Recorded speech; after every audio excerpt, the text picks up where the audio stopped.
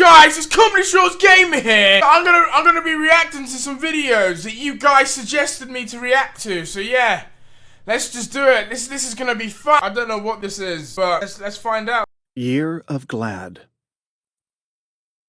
I am seated in an office, surrounded by heads and bodies. My posture is consciously congruent to the shape of my hard chair. This is a cold room in university administration, wood-walled, Remington-hung, double-windowed against the November heat, insulated from administrative sounds by the reception area outside, at which Uncle Charles, Mr. DeLint, and I were lately received.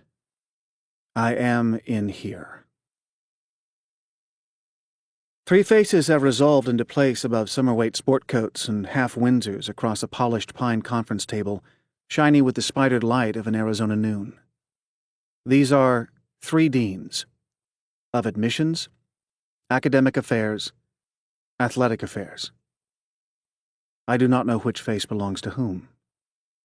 I believe I appear neutral, maybe even pleasant, though I've been coached to err on the side of neutrality and not attempt what would feel to me like a pleasant expression or smile. I have committed to crossing my legs, I hope, carefully, ankle on knee, hands together in the lap of my slacks. My fingers are mated into a mirrored series of what manifests to me as the letter X. The interview room's other personnel include the university's director of composition, its varsity tennis coach, and Academy Pro-Rector Mr. A. DeLint. CT is beside me. The others sit, stand, and stand, respectively, at the periphery of my focus. The tennis coach jingles pocket change. There is something vaguely digestive about the room's odor.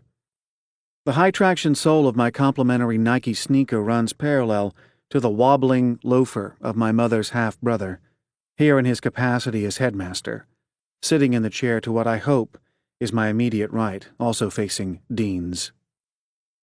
The dean at left, a lean yellowish man whose fixed smile nevertheless has the impermanent quality of something stamped into uncooperative material, is a personality type I've come lately to appreciate, the type who delays need of any response from me by relating my side of the story for me, to me. Past a packet of computer sheets by the shaggy lion of a dean at center, he is speaking more or less to these pages, smiling down. You are Harold Incandenza, 18, date of secondary school graduation approximately 1 month from now, attending the Enfield Tennis Academy, Enfield, Massachusetts, a boarding school where you reside. His reading glasses are rectangular, court-shaped, the sidelines at top and bottom. You are, according to Coach White and Dean Nelson, regionally, nationally, and continentally ranked junior tennis player, a potential ONANCAA athlete of substantial promise, recruited by Coach White via correspondence with Dr. Tavis here, commencing February of this year. The top page is removed and brought around neatly to the bottom of the sheaf at intervals. You have been in residence at the Enfield Tennis Academy since age 7. I am debating whether to risk scratching the right side of my jaw, where there is a wen. Coach White informs our offices that he holds the Enfield Tennis Academy's program and achievements in high regard, that the University of Arizona tennis squad has profited from the prior matriculation of several former ETA alumni, one of whom was one Mr. Aubrey F. DeLint, who appears also to be with you here today. Coach White and his staff have given us— The yellow administrator's usage is on the whole undistinguished, though I have to admit he's made himself understood. The director of composition seems to have more than the normal number of eyebrows. The dean at right is looking at my face a bit strangely. Uncle Charles is saying that though he can anticipate that the deans might be predisposed to weigh what he avers as coming from his possible appearance as a kind of cheerleader for ETA, he can assure the assembled deans that all this is true, and that the Academy has presently in residence no fewer than a third of the continent's top 30 juniors, in age brackets all across the board, and that I here, who go by Hal, usually, am right up there among the very cream. Right and center deans smile professionally. The heads of DeLint and the coach incline as the dean at left clears his throat. Belief that you could well make, even as a freshman, a real contribution to this university's varsity tennis program. We are pleased, he either says or reads, removing a page, that a competition of some major sort here has brought you down and given us the chance to sit down and chat together about your application, and potential recruitment, and matriculation, and scholarship. I've been asked to add that Hal here is seeded third, boys 18 and under singles in the prestigious Whataburger Southwest Junior Invitational out at the Randolph Tennis Center, says what I infer is athletic affairs, his cocked head showing a freckled scalp. Out at Randolph Park, near the outstanding Elcon Marriott, CT inserts. A venue the whole contingent's been vocal about finding absolutely top hole thus far. Which, just so, Chuck. And that according to Chuck here, Hal has already justified his seed. He's reached the semifinals as of this morning's apparently impressive win, and that he'll be playing out at the center again tomorrow against the winner of a quarterfinal game tonight. And so we'll be playing tomorrow at, I believe, scheduled for 08:30. Try to get underway before the god-awful heat out there. Though, of course, a dry heat. And has apparently already qualified for this winter's Continental Indoors up in Edmonton, Kirk tells me, cocking further to look up and left at the varsity coach, whose smile's teeth are radiant against a violent sunburn. Which is something indeed. He smiles, looking at me. Did we get all that right, Hal? CT has crossed his arms casually. The triceps flesh is webbed with mottle in the air-conditioned sunlight. You sure did, Bill. He smiles. The two halves of his mustache never quite match. And let me say, if I may, that Hal's excited. Excited to be invited for the third year running to the Invitational again, to be back here in a community he has real affection for, to visit with your alumni and coaching staff, to have already justified his high seed in this week's not unstiff competition, to, as they say, still be in it without the fat woman in the Viking hat having sung, so to speak. But of course, most of all, to have a chance to meet you gentlemen and have a look at the facilities here. Everything here is absolutely top slot from what he's seen.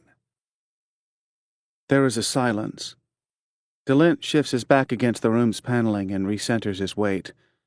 My uncle beams and straightens a straight watchband. 62.5% of the room's faces are directed my way, pleasantly expectant. My chest bumps like a dryer with shoes in it. I compose what I project will be seen as a smile. I turn this way and that, slightly, sort of directing the expression to everyone in the room. There is a new silence. The yellow dean's eyebrows go circumflex. The two other deans look to the director of composition. The tennis coach has moved to stand at the broad window, feeling at the back of his crew cut. Uncle Charles strokes the forearm above his watch. Sharp curved palm shadows move slightly over the pine table's shine. The one head's shadow, a black moon. Is Hal all right, Chuck? Athletic Affairs asks. Hal just seemed to, grimace. Is he in pain? Are you in pain, son? Hal's right as rain, smiles my uncle, soothing the air with a casual hand.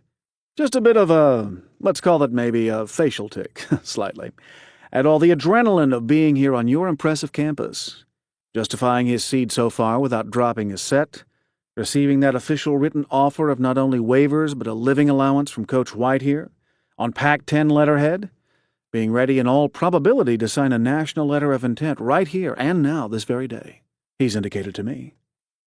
CT looks to me, his look horribly mild. I do the safe thing, relaxing every muscle in my face, emptying out all expression. I stare carefully into the Kekulian knot of the middle dean's necktie. My silent response to the expectant silence begins to affect the air of the room.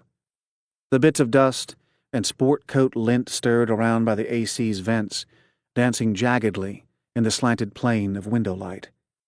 The air over the table like the sparkling space just above a fresh-poured seltzer.